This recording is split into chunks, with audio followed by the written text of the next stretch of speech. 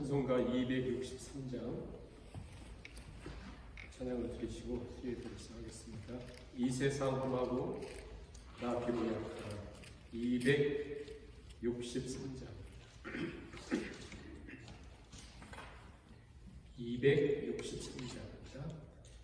이 세상 험하고 나 비록 약하나 늘 기도 힘쓰며 근본은 없겠네. 주의 은혜로 계속 받아서 비와 같이 붉은 눈같이 이겠네. 주님의 권능은 한없이 크오니 돌 같은 내 마음 공동여주소서. 주의 은혜로 계속 받아서 비와 같이 붉은 눈같이 이겠네. 내 맘이 약하여 늘 넘어지오니 주 예수 힘주사 굳세게 하소서. 주의 은혜로 계속 받아서 이와 같이 붉은 눈같이 이겠네. 죄사함 받은 후 새 사람 되어서 주 앞에 서는 날 늘 찬송하겠네. 주의 은혜로 계속 받아서 이와 같이 붉은 눈같이 이게 눈을 감으시고 주의 은혜로 주의 은혜로 계속 받아서 비와 같이 붉은 눈같이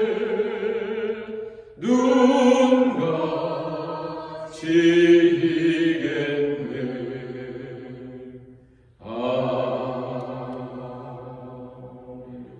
기도드리시겠습니다.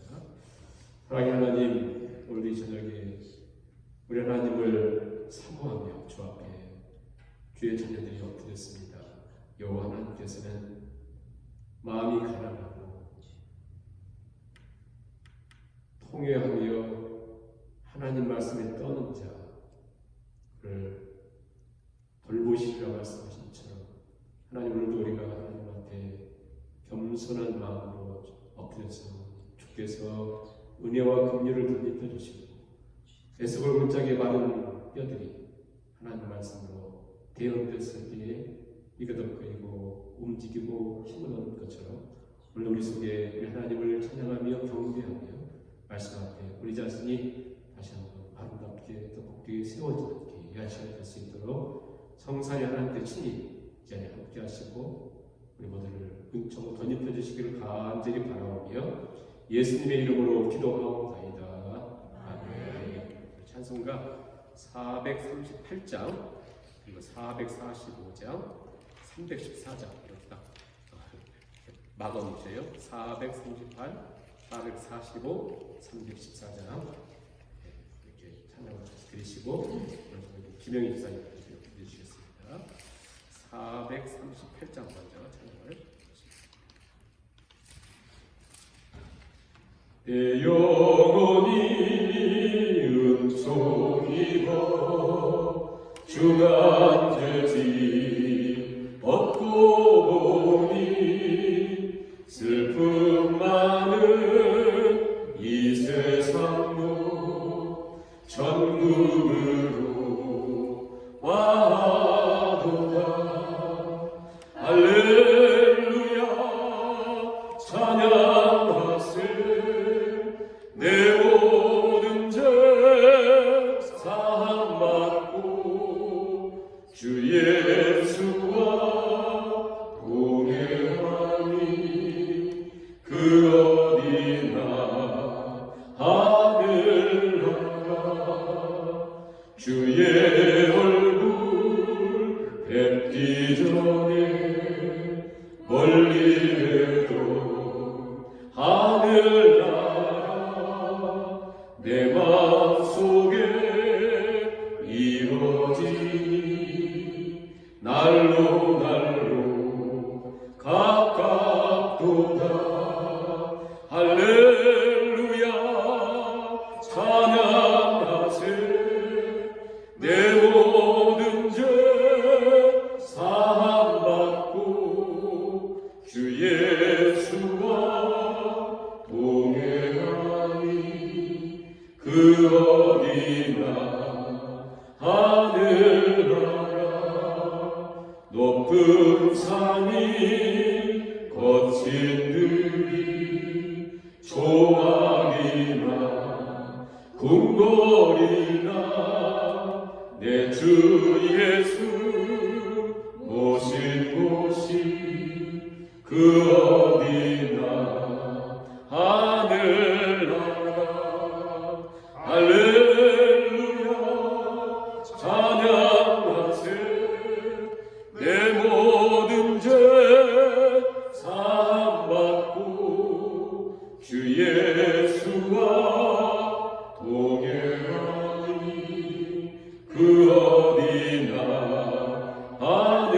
할렐루야 찬양하세. 할렐루야 찬양하세. 내 모든 죄 사함받고 주 예수와 동행하니 그 어디나 하늘나. 하늘의 영광 하늘의 영광 하늘의 영광 나의 맘속에 차고도. 445장입니다. 할렐루야를 힘차게 불러 영원히 주를 찬양하. 다시 한번 하늘의 영광 하늘의 영광 하늘의 영광 나의 맘속에 차고도 넘쳐. 할렐루야를 힘차게 불러 영원히 주를 찬양. 캄캄한 밤에 다닐지라도 주께서 나의 길 되시고 나에게 밝은 빛이 되시네. 길 잃어버린 염려네. 하늘의 영광 하늘의 영광 나의 맘속에 차고도 넘쳐. 할렐루야를 힘차게 불러 영원히 주를 찬양하. 광명한 급이 광명한 그길 마음의 바다 찬란한 천국 바라보고 할렐루야를 힘차게 불러 날마다 빛에 걸어가 하늘의 영광 하늘의 영광 하늘의 영광 나의 맘속에 차고 넘쳐 할렐루야를 힘차게 불러 영원히 주를 찬양한 이전의 세상나 314장입니다. 이전의 세상나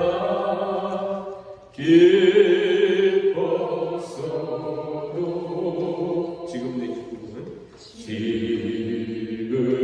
내 기쁨은 오직 예수의 다만 내기는 말 다만 내기는 말 내 구주 예수를 더욱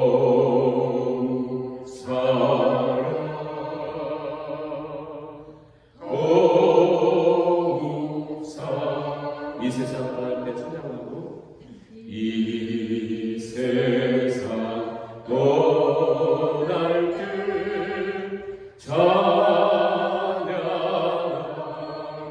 숨길 때 하는 말 숨질 때 하는 말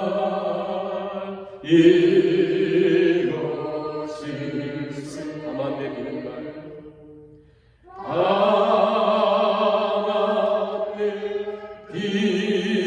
내기는 말 내 구주 예수를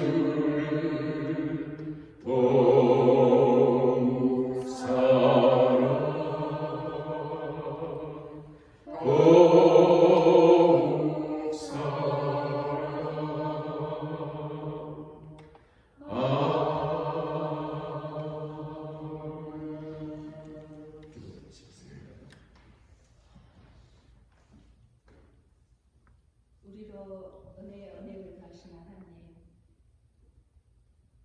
그래서 우리가 은혜의 빛인 자로 빛을 주며 살라고 말씀하십니다.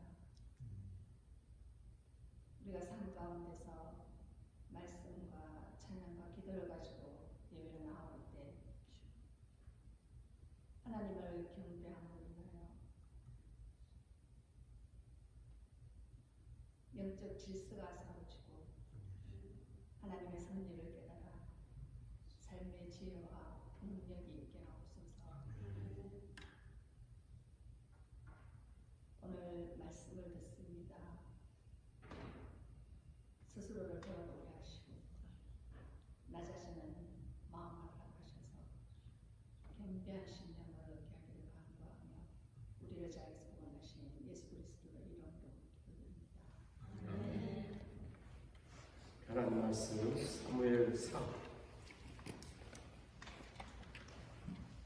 9장 15절에서 27절까지 말씀을 같이 공부하시겠습니다. 사무엘상 9장 15절에서 27절까지 말씀을 우리 한 목소리로 말씀을 공부하시겠습니다. 사울이 오기 전날에 여호와께서 사무엘에게 알게 하여 이르시되 내일 이맘때에 내가 베냐민 땅에서 한 사람을 내게로 보내리니 너는 그에게 기름을 부어 내 백성 이스라엘의 지도자로 삼으라.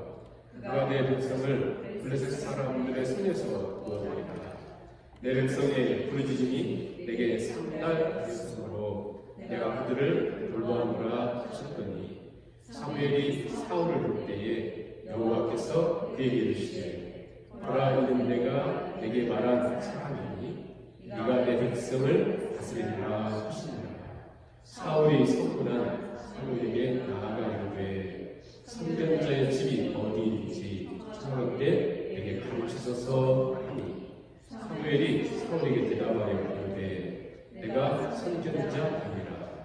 너는 내 앞서 성당으로 올라가라. 너희가 오늘 나와 함께 먹을 것이요 아침에는 내가 너를 보내되 내 마음이 있는 것을 다 내게 말하리라. 사흘 전에 이른 내 악나기들을 염려하지 말라 찬양하리라. 온 이스라엘이 사모하는 자가 누구냐? 너와 내 아버지의 본질이 아니냐 하는지라. 사울이 대답하여 이르되 난 이스라엘 지파의 가장 작은 지파 베냐민 사람이 아니니까. 또 나의 가족은 베냐민 지파 모든 가족 중에 가장 미약하지 아니하니까. 당신이 어찌하여 내게 이같이 말씀하시는가 하니 사무엘이 사울과 그의 소환을 인도하여 객실로 들어가서 수환자 중 3석에 앉게 하였는데 객은 30명 가량이었더라. 사무엘이 요리인에게 이르되 네가 내게 주며 내게 주라고 말한 그 부분을 가져오라.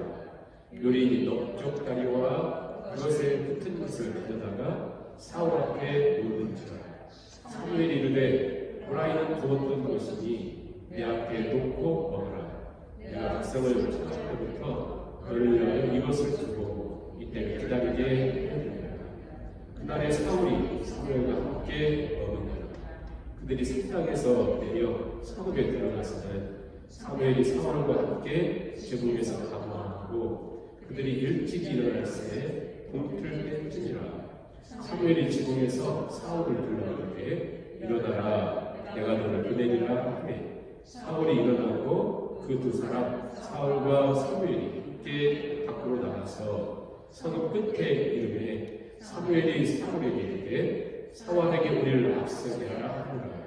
사환이 앞서가므로 또 이르되 너는 이제 잠깐 서 있으라 내가 하나님의 말씀을 내게 들려주리라 하더라. 아멘. 오늘 저녁에 우리는 사무엘상 9장 말씀을 우리가 상고하도록 하겠습니다. 8장부터 12장은 이스라엘 백성들이 요구했던 왕이 세워지는 과정을 이렇게 기록하고 있습니다. 사무엘이 갑자기 이제 시작하자마자 늙었어요. 늙고 그의 아들 첫째 아들이 요엘인데 그리고 작은 아들은 아비야인데 브엘세바에서 사사로 이제 사역을 하고 있었는데 그들이 뇌물을 받고 재판을 굽게 하는 거예요. 그리고 이 행실이 사무엘 같지가 않습니다. 그러자 백성들이 사무엘에게 계속해서 이제 우리에게 왕을 주세요. 왜냐하면 더 이상 자기들이 그 사무엘은 늙어가고 그 아들들은 기대할 수 없고 그러자 우리에게 왕을 주세요. 그래 왕. 여러 블레셋의 압박도 심해지고 또 삶도 힘든데 사무엘의 자식들까지 막 그러니까 왕을 달라 그랬어요. 왕을 달라.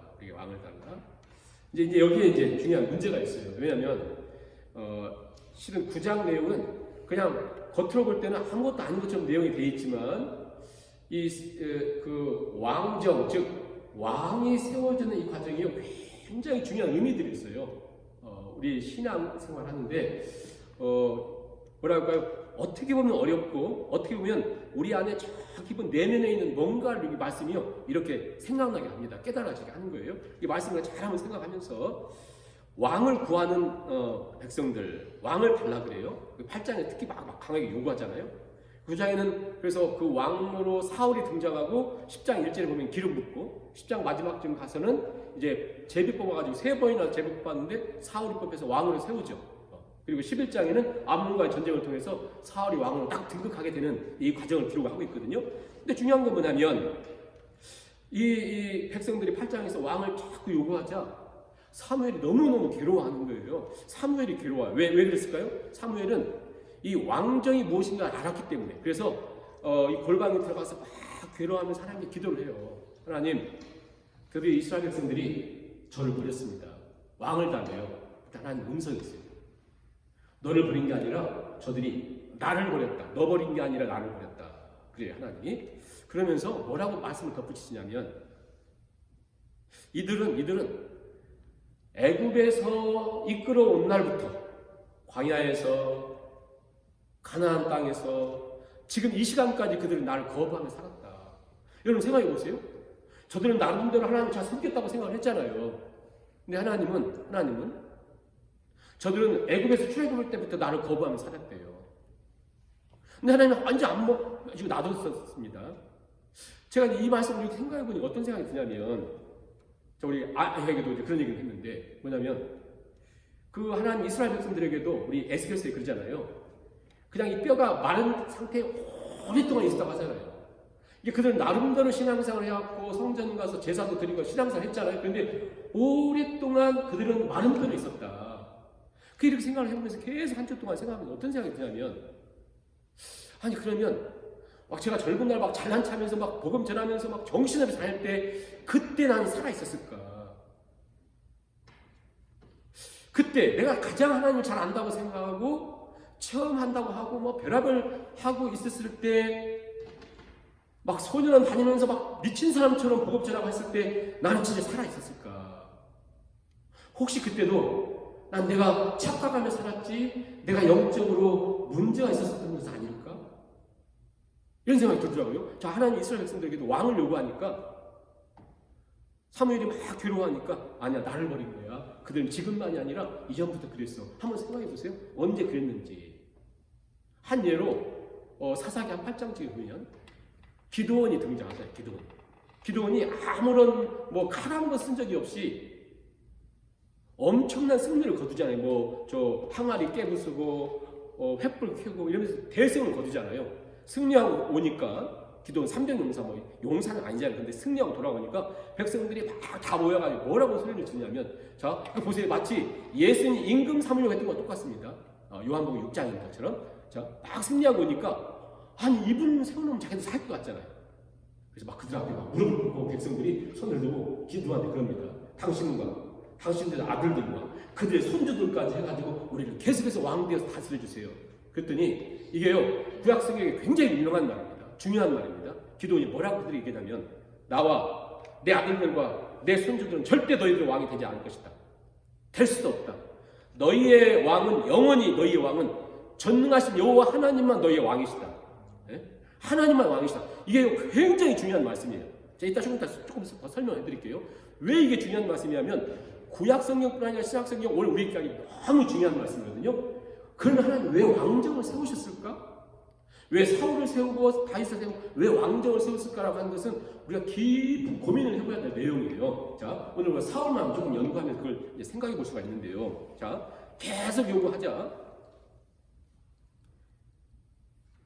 하나님 최종적으로 8장에서 뭐라고 말씀하냐면, 여러분 8장 우리가 이제 시간이 없으니까 할 얘기가 너무 많으니까 8장 10절부터 쭉 보면 이런 말씀이 하잖아요. 이게 최종적인, 사무엘을 통해서 최종적인 선포의 하나님이, 야, 너희가 자꾸 왕달래. 하나님이 너희 출애굽부터 지금까지 왕으로 되셨는데 왜 왕달라 그래? 아니 그래도 왕주세 계속 그래요. 그러니 마지막으로 최종 선언이 뭐였냐면, 사무엘을 통해서 봐라, 크게 세 가지로, 야, 너희들 만일 너희가 원하는 대로 왕 세우면 있잖아. 너희 아들들, 이 왕이 10부장, 50부장, 100부장 세워가지고 너희 자식들 징집시켜가지고 전쟁 가서 죽을 수도 있어.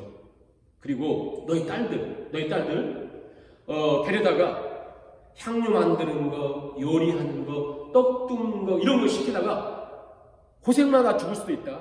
그리고 너희가 가지고 있는 그 좋은 농작물들, 좋은 소산물도 너희 재산 있잖아. 그거 11조니 뭐 세금이니 뭐 이렇게 해가지고 다 뺏어갈 거야. 분명히 얘기했어요. 너희들 왕 삼으면, 저 세상 임금들처럼 왕 세우면 이런 일이 있을까? 그랬더니 뭐라고 하냐면, 그래도 왕 세우세요 그랬어요. 이게 마지막 8장까지 한 얘기예요. 그래도 왕 세우세요. 그래도 왕 주세요. 그래도 왕 주세요. 우리도 저 이방 나라 왕처럼 그런 왕을 주세요. 그래. 왕 주세요. 그래, 계속해서 하나님의 사람들을 통해서 하나님이 왕이야. 그런데 그들은 계속 왕 달래요. 이게 누구와 똑같습니까? 오늘 우리 모습이에요. 우리 가만히 보세요. 이게 무슨 얘기냐면, 우리도 하나님이 없는 사람들처럼 나에게 지탱목이 되고 버팀목이 되고 내 인생을 보장할 것을 우리도 붙잡게 살잖아요. 그것을 위해서. 그렇잖아요. 왜 죽으라고 돈 벌어요? 이게 뭔가 우리를 보장하니까. 왜 우리가 보험도 들어요? 이게 우리를 책임져 줄 것 같으니까. 왜 우리가 이런 일을 해요? 뭔가 내 노후를 보장할 것 같으니까. 눈에 보이는 거, 계속 눈에 보이는 거 끝없이 그걸 찾는 거거든요. 하나님 아니야. 하나님이 내가 너희 왕이고 너희 두려워하지 마, 염려하지 마, 걱정하지 마. 내가 왕이야. 필요 없어요. 필요 없어요. 눈에 보이는 거. 눈에 보이는 거. 보이는 왕을 주세요. 저 이방인들처럼 그런 왕 주세요. 그래요. 자, 이런 왕 달래요. 자, 그들이 요구했던 왕이 결국 뭐냐면 우리가 어떻게 생각하면 되냐면 우리가 예를 들어서 사익감을 찾는다. 자, 사익감을 찾는다. 아니 며느리감을 찾는다 할 때 우리가 생각하는 거 너무 똑같습니다. 이들이 왕을 요구하는 거. 여기에 이 세상에 가장 완벽한 사람이 사울이에요. 사울. 그것을 9장에서 기록을 하고 있어요. 우리가 읽은 말씀 바로 앞에. 자, 여러분 생각해 보세요. 뭘 찾죠? 예를 들어서 사익감을 찾는다. 외모, 용모, 키도 보고 그 가지고 있는 학벌, 직업. 여기까지만이 아니라 네 아버지 뭐 하시냐? 아버지 또 이 사람의 성품, 외적인 어떤 환경 다 이런 거 아니에요? 그것을 쭉 기록하고 있어요. 자, 너희가 요구했던 왕 여기 있다. 사울 완벽, 정말 완벽히. 여러분 보세요. 어느 정도 완벽하냐면 9장 1절부터 한번 보세요. 자, 이 사울이 어느 정도 완벽하냐면 9장 1절 2절 베냐민 지파에 기스라 이름한 유력한 사람이 있습니다. 여기서 말하는 유력이라고 하는 것은 기복으로 매우 능력 있고 힘 있는 권세 있는 사람이 있으니 그는 아비엘의 아들이요 스롤의 손자요 베그라스 증손이요 아비아의 형손이며 베냐민 사람이더라. 기스에게 아들이 있으면서 욕대를 기록해요. 성경에 어떤 사람의 가문을 기록할 때 아주 뛰어나면 아브라함과 이삭과 야곱 세 가지, 3대 기록해요. 정말 위대한 사람이 있으면 4대를 기록합니다. 이 사울은 6대를 기록해요. 6대. 이게 뭐냐면 한마디로 의식을 하면 이 사람은 진짜 그 가문적으로 완벽하다. 그리고 베냐민 지파예요. 베냐민 지파는 뭐냐면 우리 사사기 마지막 주에 나온 것처럼 베냐민 지파는 지금 싹 이게 무너졌어요. 왜냐하면 레위 첫 사건 때문에 다 이렇게 해가지고 범인들 주어라 안 준다고 베냐민 지파하고 11지파가 싸우잖아요. 싸워서 망했어요. 근데 베냐민 지파는 자기들이 11지파 싸워서 이긴다고 생각해서 싸웠거든요. 싹 죽게 됐는데 11지파 대표들이 그래도 600명은 살려놓지 않아서 600명 살려놓은 거예요.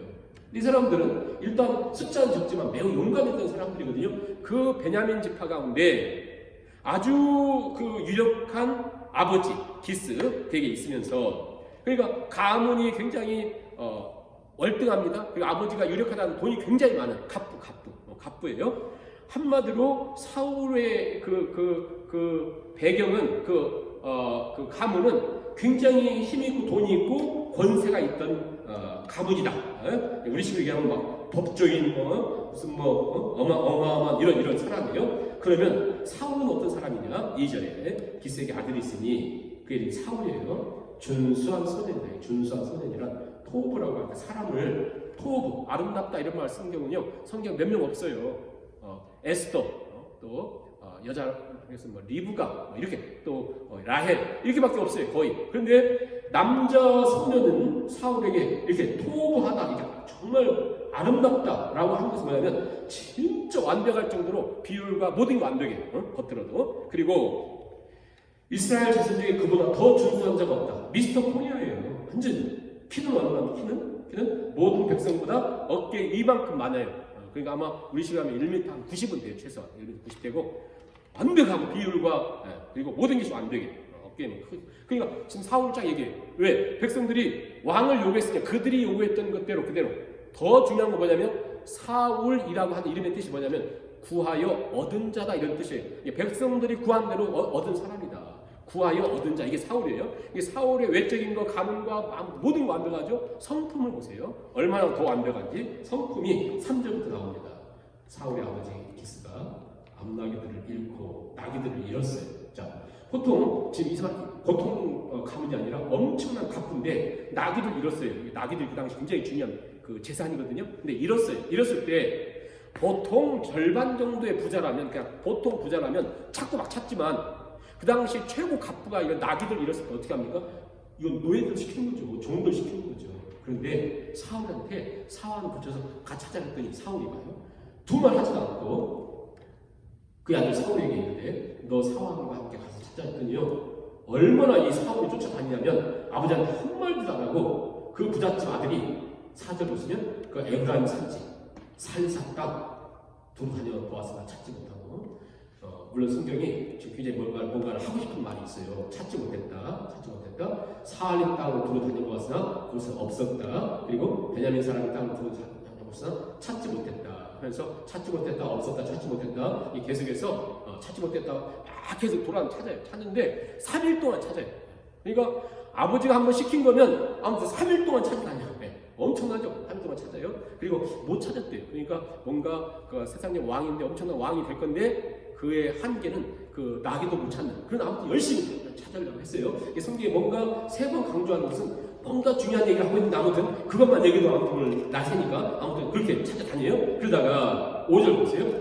숲땅에 이릅니다. 숲땅. 자, 이게 숲이라는 게 중요해요. 왜냐하면 숲땅에 이르렀다. 우리가 이미 사무엘은 어떤 독특한 특징이 있는데 전쟁에 승리하고 엄청난 하나님의 이적의 역사가 일어나면 항상 뭐하죠? 항상 어디를 가요? 라마 나요시라는 곳을 찾아가요. 라마라고 하는 뜻은 뭐냐면 높은 고지 이런 뜻이에요. 높은 곳에 있는 어디에 가서 그 지역에 나요시라고 하는 작은 터에서 그 자기 시간을 가져요. 항상 그래요. 항상 기도하고 거기서 하나님의 뜻을 구하고 겸손히 하나님을 찾거든요. 그런데 이 숲 땅이라고 하는 것이 한마디로 몬트리올, 광역 몬트리올에 우리 여기 버단 이렇게 하듯이 여기 숲 땅에 라마가 이렇게 있어요. 라마. 이게 사무엘이 있는 것이에요. 찾고 베냐민 땅에 찾다가 여기까지 딱 온 거예요. 여기까지. 자 와서 이렇게 있다가 뭐라고 하냐면 사원한테 야 3일 동안 찾았는데 못 찾으니까 이제 집에 가자. 왜? 우리 아버지가 나귀들보다 우리들이 안 와서 더 걱정하실 것 같다. 굉장히 호심과 또 아버지의 기대와 아무튼 모든 게 완벽하죠. 그래 겉으로 볼 때 사울은 이 세상에 더 그렇게 완벽한 사람이 없을 만큼 완벽한 그런 존재. 이름마저도 구하여 얻은 자. 그래서 백성들이 원하는 사업 딱 준비됐어요. 근데 이제 문제가 뭐냐면 6절부터 뭔가 이 문제가요. 아무것도 아닌 것처럼 보이는 이 문제가 여러분 앞으로 이제 사울 왕의 이게 이제 어려운 것이 뭐냐면 우리가 사울 왕의 끝에 결말까지 안 닿는 데서 이게 흥미가 더 떨어져요. 그런데 아무튼 이제 지금부터 나오는 이 작은 문제들이 사무엘상 15장 정도 가가지고 얼만큼 심각한 문제가 되냐면 그의 문제는 작은 영적인 문제가 그의 인생을 망하게 만들거든요. 근데 이 사울의 문제가 뭐냐고 보세요. 5절에 이제 가자. 아버지가 걱정하신다. 근데 6절에 보세요. 그가 대답하되 보소서 사환 얘기하는 거예요. 이 성읍에 하나님의 사람이 있는데 존경받는 사람이라 그가 말하는 것은 반드시 다 응하나니 그리고 가가지고 우리가 한번 나귀들을 찾으려고 한번 물어보면 혹시 가르쳐줄까 하나이다. 사울만 몰라요. 사울만 몰라요. 왜 이게 문제가 되냐면 이미 우리가 사무엘상 3장에 어떤 게 나오냐면 사무엘은 미스바에서 모여가지고 블레셋을 쳐부수고 엄청난 역할을 하면서 다니면서 이 사무엘을 모르는 사람이 없어요. 성경 뭐라고 얘기했냐면 3장 27절 보면 단에서부터 브에세바까지 사무엘은 선지자라는 것을 이스라엘 백성들이 다 알았다 그랬어요. 누구만 모르냐면 사울은 몰라요. 희한하지 않아요? 아니 완벽하고 성격도 좋고 모든 것이 뛰어난데 이 사람은 처음부터 끝까지 영적인 일에 대해서는 아무런 감각이 없어요. 보세요. 아버지 말씀에 순종하려고 그렇게 다니면서도 한 번도 하나님 생각한 적도 없고 나귀를 찾으려고 몸부림치는데 하나님을 잃어버린 걸 생각도 못하고 하다못해 이 사람은 얼마나 성품이 좋은 사람이냐면 3일 동안 찾다가 고생했는데 사환이 있다가 에이 주인님 우리 선지자 만나러 갑시다. 그럴까? 찾아갈 정도로 종의 말에 기교를 만큼 진짜 사람 성품 완벽해요. 근데 뭐만 없냐면 영적인 센시티브는 없습니다. 영적인 감각은 없어요.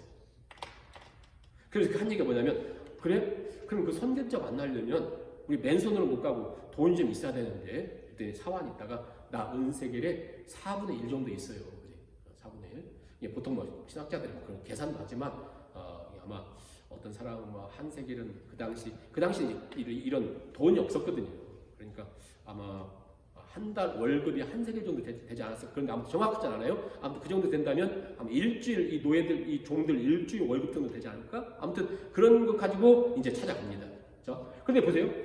사환도 아는 거 사울은 모르죠. 그리고 가다가 이제 길을 못 찾으니까 물길을 오는 그 여인들이 있어요. 소녀들한테 여기 혹시 선견자 있을지 이 소녀들은 뭐냐면 사무엘 선지자가 몇 시 얼마 때쯤엔 해질 때는 뭐 하고 있고 지금 이 시간에는 어디에 있고 뭐 하는 거 다 알고 있어요.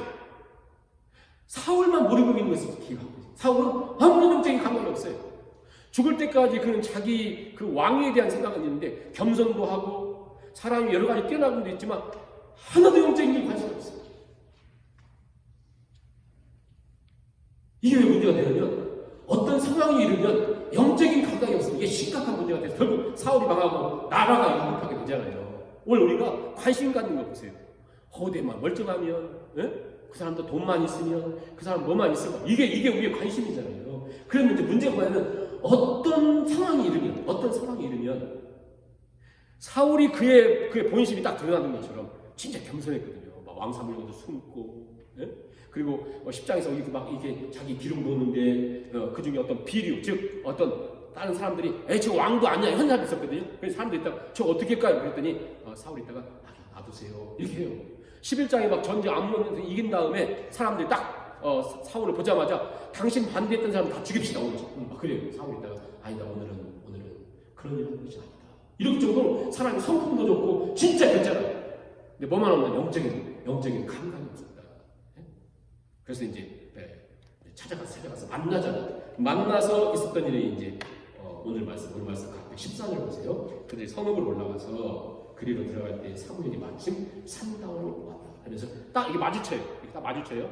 그런데 사울은 모든 걸 갖고 있었던 사람이지만 나귀도 못 찾고 영적인 감각도 모르고 또 사무엘도 모르고 또 사무엘을 지금 만나러 오는데 사환을 따라와가지고 뭐 때문이냐면 자기 낙이 혹시 어딘지 알려주세요 이런 거 하려고 왔잖아요. 근데 이미 사무엘은 모든 거 알고 있어요. 모든 거. 둘이 만났는데 산당 앞에서 만났는데 사울은 아무것도 모르고 사무엘은 모든 거 알고 있어요.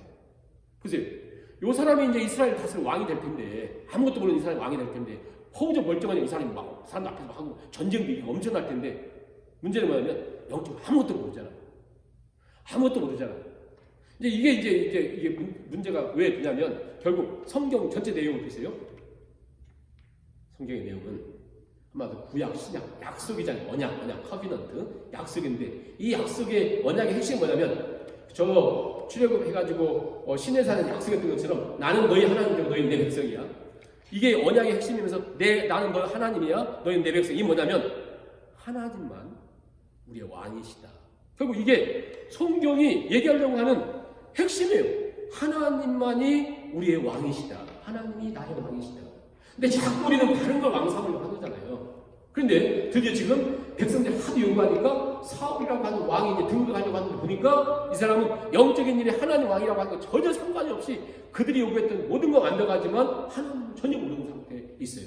그래서 사무엘은 이미 다 듣고 있어요. 하나님께서 이만이라고 해서 사울이 베냐민 사람이 올 것이다.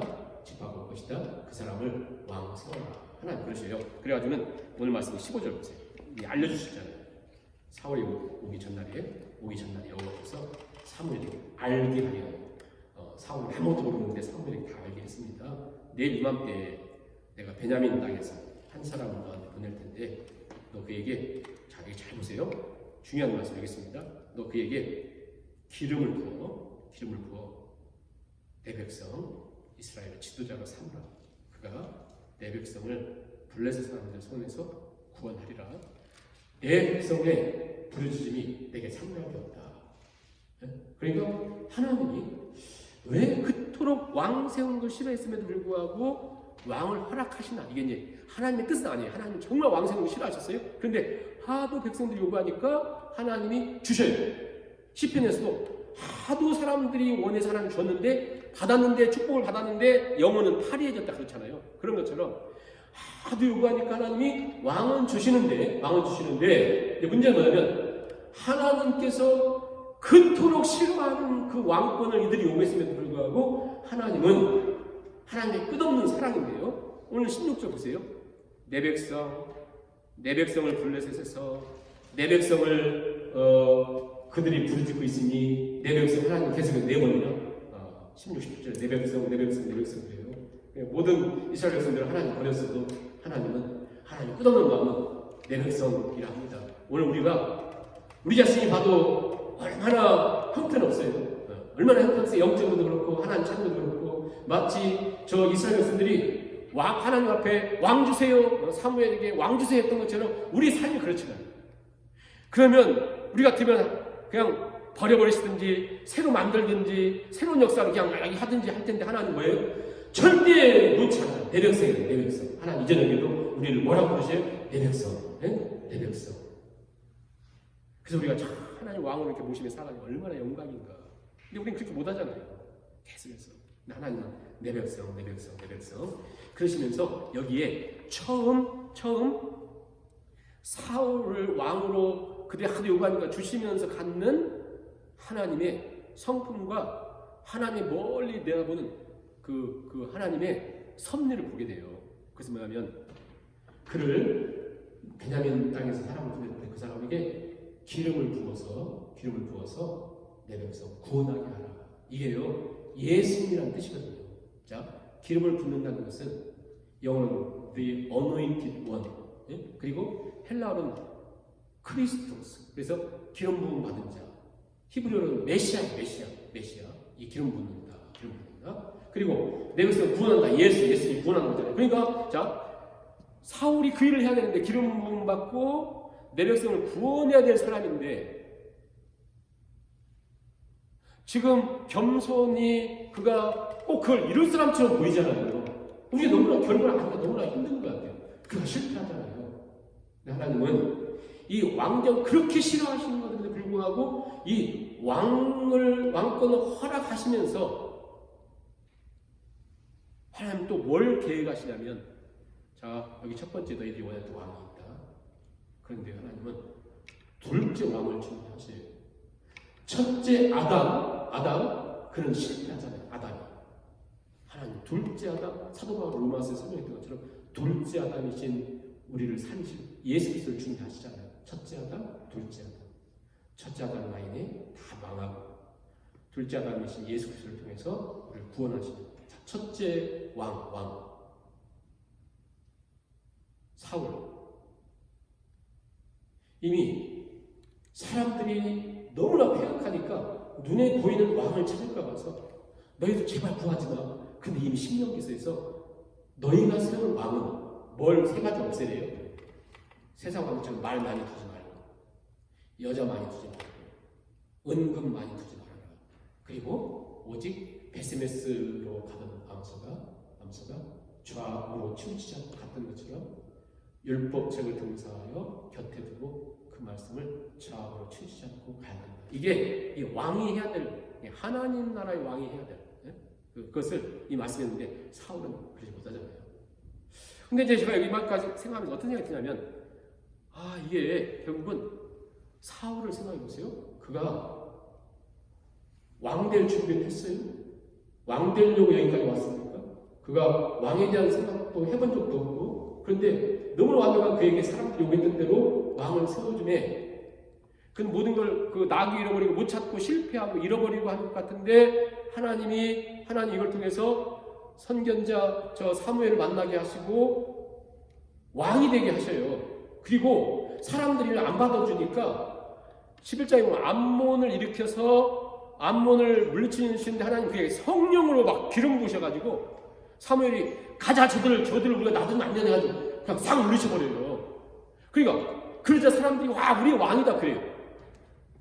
사울은 기름으로 왕을 부음을 받았어도 그걸 할 수 있는 게 없으니까 자기가 왕이 되었었는데도 불구하고 사무엘을 통해서 개인적으로 10장 1절에서 기름 부음 받고 그 다음에 10장 마지막 중에 사람들 앞에서 왕이 됐는데도 어떻게 할 줄 몰라요. 왕봉도 없지 뭐 무슨 강요도 없지 아무것도 없잖아요. 자기 고향에 가가지고 농사 짓고 있었어요. 아무것도 할 수 없을 때. 그때 암몬이 전쟁을 일으켜서 하나님 성령 부으신 다음에 그걸 승리케 하셨으니 모든 걸 사울에게 그러니까 한마디로 서포트 할 수 있는 모든 걸 다 주셨어요. 왕대도 모든 걸 다 해줬어요. 자, 이때 사울이 만약에 영적인 감각이 이만큼만 있어가지고 여러분들처럼 좀 이만큼만 있어가지고 나는 왕이 되지 않을 텐데 왕 삼아주셨네. 나는 백성들의 저 갈채 받을 수 없는 존재인데 하나님이 성령 부으신다 이기게 해주셨네. 그리고 나라에게 이렇게 모든 걸 완벽하게 다 해주셨네. 만일 하나라도 그가 생각했다면 깨달음이 일이라도 있었다면 사울은 망하지 않았습니다. 근데 아까 처음 말씀드린 것처럼 아무런 영적인 감각이 없어요. 그게 결국 이제 어떤 상황이 되니까 교만하고 다윗을 막 죽이려고 하고 이런 것까지 나가는 거거든요. 자, 우리가 이제 이 말씀을 생각하면서 우리가 잠깐 우리에게 좀 적용을 잠깐 하고 마치겠는데요.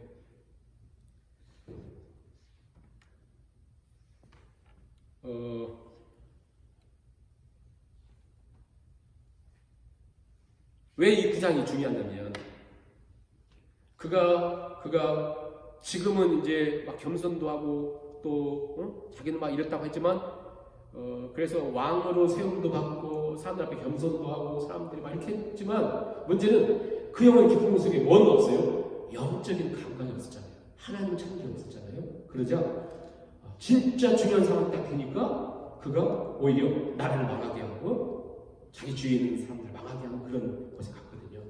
오늘 우리가 우리 삶 속에서 나에게는 영적인 감각이 어떤가 한번 생각해봤으면 좋겠고요.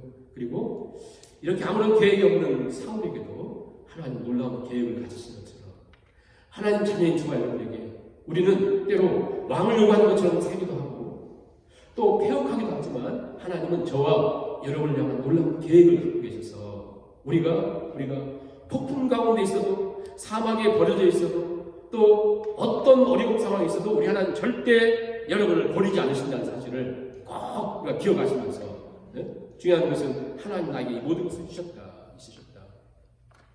사울을 보세요. 그 인생 속에 나귀를 잃어버렸을 때 3일 동안 시간을 낭비하고 어려운 시간들을 보냈잖아요. 그러나 중요한 것은 그때도 하나님은 그때에도 하나님의 놀라우신 섭리 계획을 이루신 것처럼 제가 한 분 이야기를 하고 마치겠는데요. 제가 어떤 간증들을 이렇게 좋아하는데 소록대 어떤 장로님이 자기 간증을 한 것을 보았습니다. 이분이 이제 인류대학을 졸업하고 아주 화려한 결혼식도 하고 좋은 직장도 가졌습니다. 그래서 사람들 막 부러워한 거 다 가졌어요. 근데 갑자기 나병이 발병한 거예요. 그러니까 어쩔 수 없이 소록도에 가서 살게 된 거죠. 소록도에.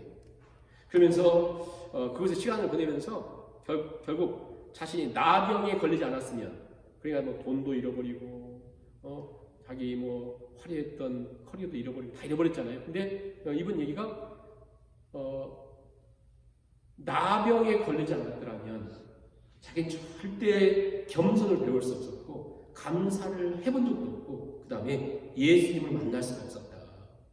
그런데 이 모든 것을 잃고 나병에 걸려 외딴 곳에 있으면서 자기는 세상에 보이는 모든 걸 이루는 것처럼 보이지만 가장 중요한 것들을 자기는 찾았고 만났고 그랬다는 것이죠.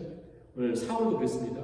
다 잃어버린 것처럼 보였지만 결국 하나님은 어떤 왕됨에 대한 어떤 준비를 해주신 것처럼 오늘 우리의 삶을 보세요. 우리도 그런 것 같아요. 우리도 사울이 3일 동안 낭비한 것처럼 우리의 시간들도 잃어버린 게 있고 우리 건강도 좀 잃어버리기도 하고 우리가 소중하게 여겼던 것들은 잃어버리기도 하잖아요.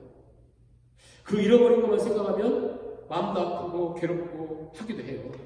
근데 중요한 건 뭐냐면 절대 하나님 자녀들에게는 이 잃어버린 것만 있는 것이 아니라 그 뒤에 놀라운 하나님 얻게 하시는 것이 있다는 거예요. 우리가 이런 생각할 수 있어요. 난 얻은 건 없네요. 다 이런 것밖에. 그것은 왜냐하면 영적인 감각이 떨어져서 그래요. 한번 기도해보고 한번 생각해보면 절대 하나님은 우리가 하나님 자녀라면 우리 하나님 자녀이기 때문에 절대 이런 것만 있게 하지 않는다. 생각하면 그래 그런 걸 통해서 더 우리를 낮아지기도 하시고 겸손하게도 하시고 하나님 아니면 살 수 없구나라는 생각도 하시고 네? 보세요. 요셉을 보세요. 요셉 형들이 팔려가지고 애굽의 노예로 끌려가고 감옥에 비참하게 그 비참한 시간들 보내잖아요. 근데 나중에 총리가 된 다음에 여전히 몰랐는데 45장 그리고 마지막 50장쯤에 보면 아버지 돌아가실 때쯤 해가지고 형제들한테 그 얘기 하잖아요. 형들 나를 팔았다고 무서워하지 말고 두려워하지 말고 그런 생각 하지 마세요. 당신들이 판 것이 아니라 하나님이 이 모든 과정을 통해서 나를 먼저 다 이번 잃는 걸 통해서 나를 먼저 준비시켰습니다. 나오미를 보세요. 나오미만큼 비참한 사람이 어디 있어요? 남편을 잃었습니다. 아들 둘밖에 없는데 두 아들을 잃었어요. 한 여인이 남편 잃고 자기의 전 재산 잃어버리고 두 아들 잃었으면 모든 게 잃은 거 아니에요?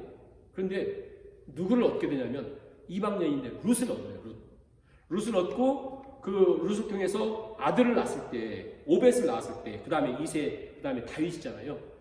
그 다음에 예수님 라인이 있잖아요. 그때 그 동네 사람들이 뭐라고 이 나오미한테 얘기하냐면 이렇게 축복합니다. 당신은 7 아들보다 귀한 며느리를 얻었습니다. 그리고 이 아이는 당신의 아이입니다. 그러니까 7 아들보다 당신은 더 귀한 걸 얻었고 당신 절대 잃은 것이 아니다. 물론 그게 나오미한테 얼마나 위로가 됐는지 모르겠어요. 근데 하나님은 우리에게 절대 잃은 것만 있는 것이 아니라 우리에게 그 잃은 것 속에 우리가 하나님을 찾고 조용히 기도하고 하나님 뜻을 찾으면 사울처럼 무감각하게 되면 어쩔 수 없지만 그래도 하나님을 바라보면 하나님은 우리에게 놀라운 섭리와 여전히 하나님의 계획과 하나님 인도하심이 있을 뿐 아니라 우리 하나님께서 더 귀한 것들을 준비하셨다는 것을 가르쳐 줍니다. 이 시간 우리 찬송을 하면서 한번 찬송하고 기도하면서 내가 잃어버린 것 그리고 하나님 나에게 주신 것 생각나게 하옵소서. 429장 1절만 2번 부르고 우리 한 5분 정도 10분 정도 기도하시고 마치겠는데요. 429장 1절 2번 찬양합니다. 세상 모든 풍파 너를 흔들어 약한 마음 낙심하게 될 때에 내려주신 주의 복을 세어라 주의 크신 복을 내가 알리 받은 복을 세어보아라 크신 복을 내가 알리라 받은 복을 세어보아라 주의 크신 복을 내가 알리라 다시 한번 세상 모든 풍파 너를 흔들어 약한 마음 낙심하게 될 때에 내려주신 주의 복을 세어라 주의 크신 복을 내가 알리 받은 복을 세어보아라 크신 복을 내가 알리라 받은 복을 세어보아라 주의 크신 복을 내가 알리라 네, 주의 크신 복을 내가 알리라 이 시간 같이 조용히 하나님께 기도하면서 하나님께 고백을 드리시고 모두 기도하시고 주기도문으로 세례를 마치도록 하겠습니다. 하나님 우리 저녁에 주 앞에 드렸습니다. 하나님 눈에 보이는 모든 것을 성적인 것을 또 것을 주여 인간도 우리에게 주시는 예처럼 기회도 모든 것을 하나님 아버지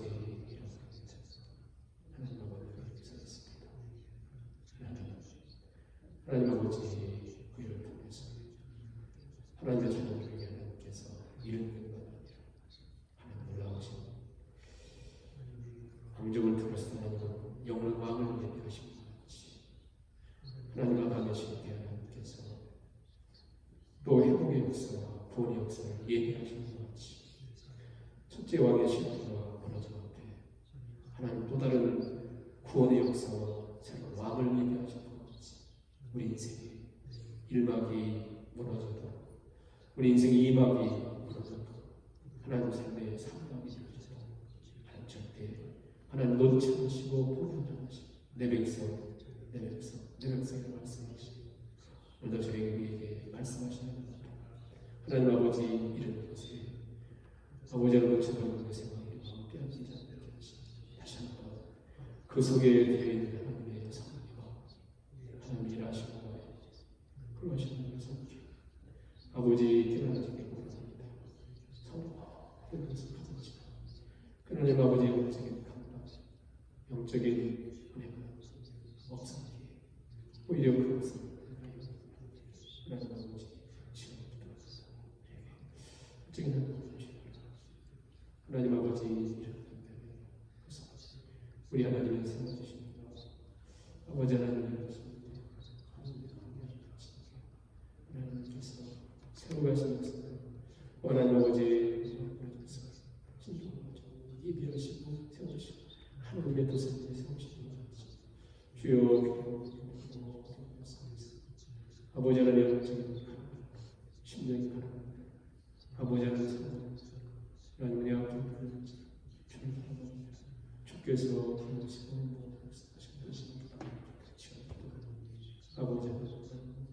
우리 하나님 당신처럼 시간을 역사하시고 우리 하나님 안에서 주께서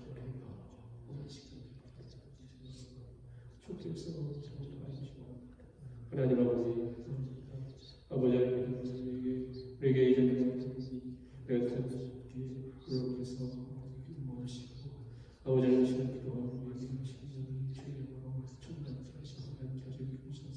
나는 더욱더 세상에 하나님 아버지 우리는 마음을 주관해서 살았습니다. 우리 하나님 아버지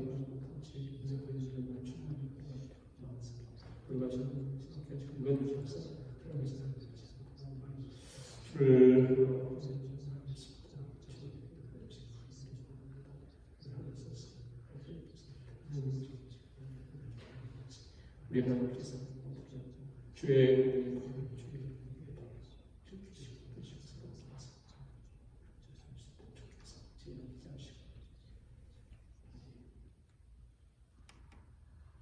하늘에 계신 우리 아버지여 이름이 거룩하기를 받으시고 나라의 마옵시며 이 하늘에서 이루어지고 땅에서도 이루어집니다. 오늘날 우리에게 일용할 양식을 주시고 우리가 우리에게 죄진 자를 사하주고 우리 죄를 사하주옵시고 우리를 시험에 들게 하지 마옵시고 다만 악에서 구하옵소서. 대개 나라와 권세와 영광은 아버지께 영원히 있사옵나이다.